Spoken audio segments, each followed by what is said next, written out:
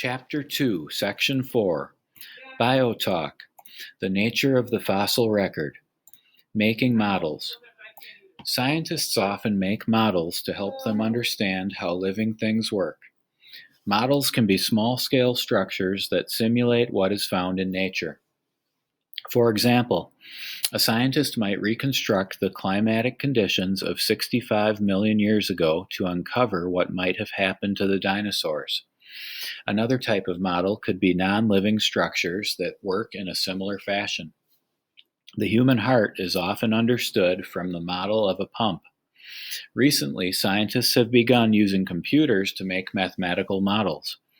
Unlike the structural models, these models only exist as numbers. In this activity, you modeled the formation of fossils. The importance of fossils. What does the fossil record tell you? Among a number of things, it tells you that species are not unchangeable. The species you see around you today are not the ones that have always existed. Fossils provide direct evidence that organisms are continually evolving. However, it is important to note that evidence of evolution is very different from the theories of evolution, which you read about in the previous activity. Fossils tell you that life forms on Earth have changed. The theories attempt to explain how and why these changes took place.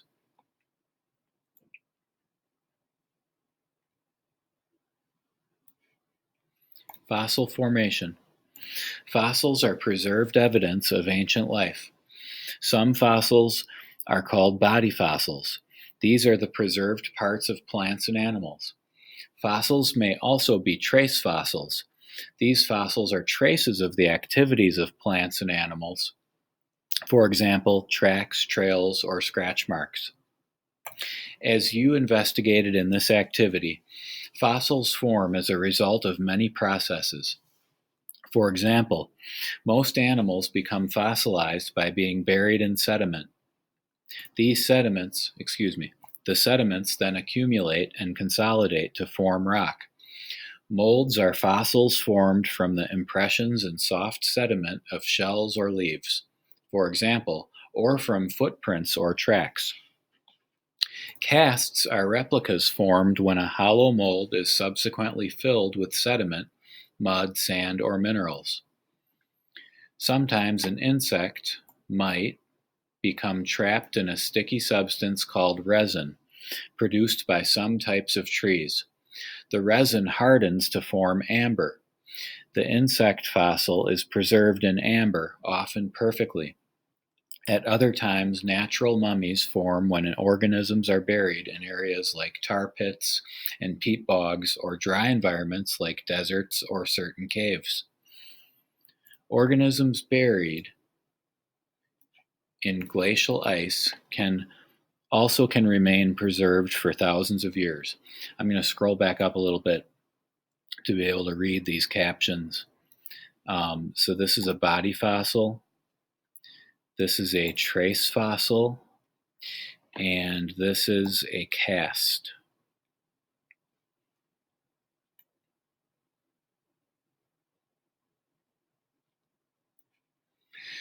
Glacial ice also can remain preserved for thousands of years.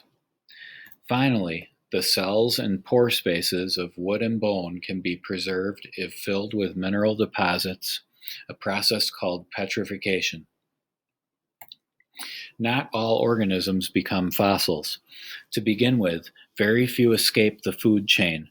They are either eaten by other organisms or are broken down by decomposers. Soft body parts decay very quickly.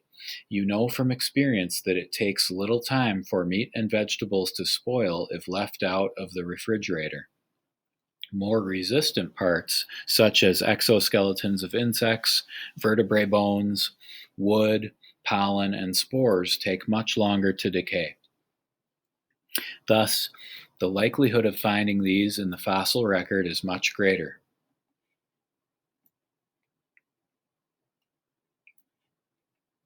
The fossil record.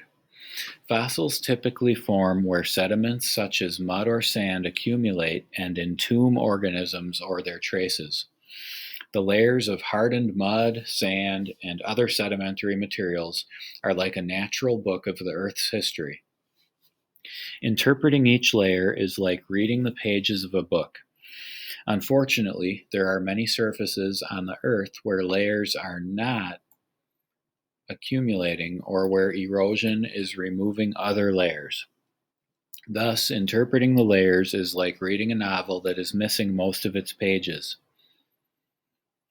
You can read the pages that are preserved and even group them into chapters, but much important information is missing from each chapter. Paleontologists, or scientists who study fossils, use index fossils. These are fossils of organisms that were widespread but lived for only a short interval of geological time.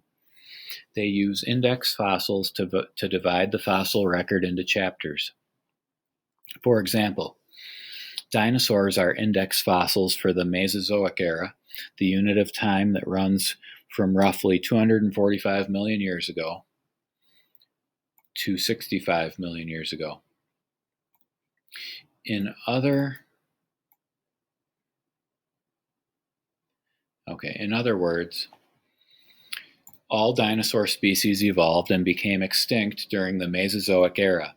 Whales, horses, and many other mammal groups, on the other hand, are index fossils of the Cenozoic era, the unit of time that runs roughly from 65 million years ago to the present.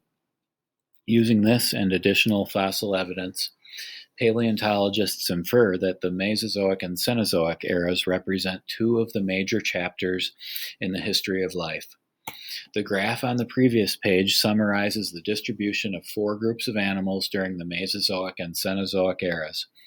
Please note that this graph is not drawn to scale along the vertical axis, for example. Please note that this graph is not drawn to scale along the vertical axis.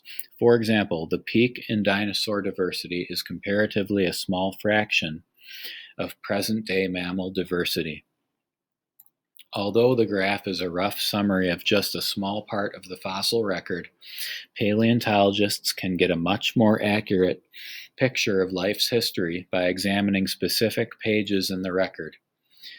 You will do this in the next activity. Okay, so they were referring to geologic time,